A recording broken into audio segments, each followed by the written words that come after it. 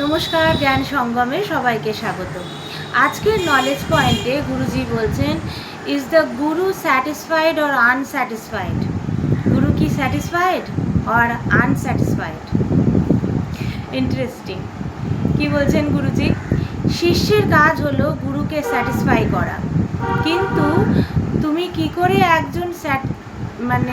একজনকে স্যাটিসফাই করবে যে অলরেডি স্যাটিসফাইড? গুরু যদি সন্তুষ্ট হন তাহলে তোমার বিকাশ ব্যাহত হয়। গুরু যদি আনস্যাটিসফাইড হন তাহলে তিনি সেলফ বা নিজস্বতা থেকে দূরে চলে আসেন, তাহলে তিনি গুরু হতে পারেন না। সো গুরু যদি স্যাটিসফাইড হন তাহলে তোমার বিকাশ ব্যাহত হয়, আর গুরু যদি আনস্যাটিসফাইড হন তাহলে তিনি তার নিজস্বতা থেকে দূরে সরে আসবেন, সেটা তো গুরু হতে পারেন না। যদি গুরু স্যাটিসফাইড হন তাহলে তিনি কিভাবে তোমার গ্রো করতে দেখে উৎসাহিত হবেন বা তোমাকে গ্রো করতে উৎসাহ দেবেন। যদি গুরুদেব নিজেই স্যাটিসফাইড হয়ে যান তাহলে তোমাকে গ্রো করতে উৎসাহ দেবেন কিভাবে? গুরু স্যাটিসফাইড যে তুমি গ্রো করে নিয়েছো অলরেডি, তাহলে তো তোমাকে গ্রো করতে উৎসাহ দিতে পারবেন না। সেই জন্যে গুরু এখানে বলা হচ্ছে যে যদি গুরু স্যাটিসফাইড হন তাহলে তিনি কিভাবে তোমাকে গ্রো করতে উৎসাহ দেবেন। যদি গুরু স্যাটিসফাইড হন তাহলে তিনি গুরু হতে পারেন না। Can you solve the puzzle? তুমি কি এই পাজলটা সলভ করতে পারবে? যদি তুমি গুরুকে স্যাটিসফাই করার জন্যে এনগেজ না হও তাহলে তুমি তোমার পছন্দ আর অপছন্দে আটকে থাকবে। ধরো কোনো প্রজেক্টে তুমি কাজ করছো, তুমি যদি তোমার গুরুকে স্যাটিসফাই করার জন্য এনগেজ না হও তাহলে তুমি তোমার পছন্দ অপছন্দের মধ্যেই আটকে থাকবে, সেই কাজের মধ্যে তুমি এনগেজ হতে পারবে না।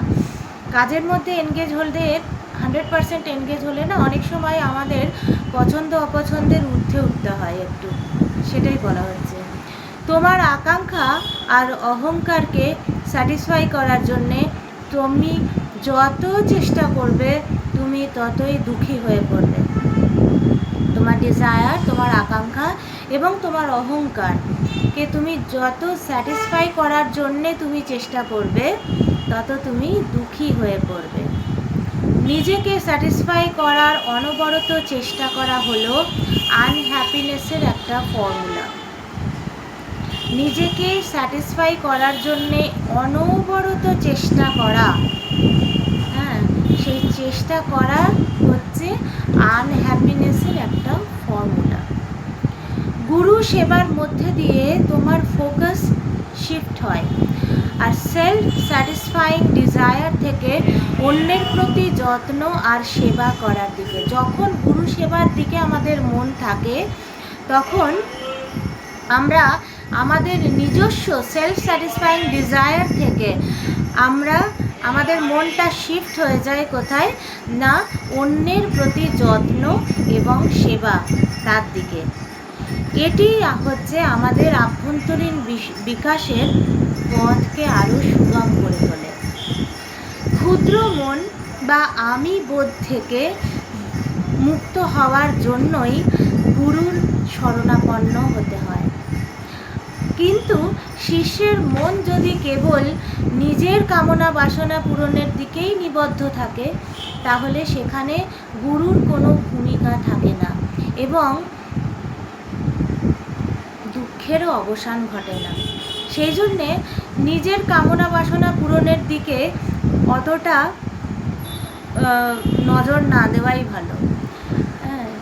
যেটা গুরুজি বলছেন যে গুরু সেবার মধ্যে দিয়ে তোমার ফোকাস যত ওটা শিফট হয়ে যাবে কি কোথা থেকে কোথায়, সেলফ স্যাটিসফাইং ডিজায়ার থেকে সেটা শিফট হয়ে যাবে অন্যের যত্ন এবং অন্যের প্রতি সেবার দিকে।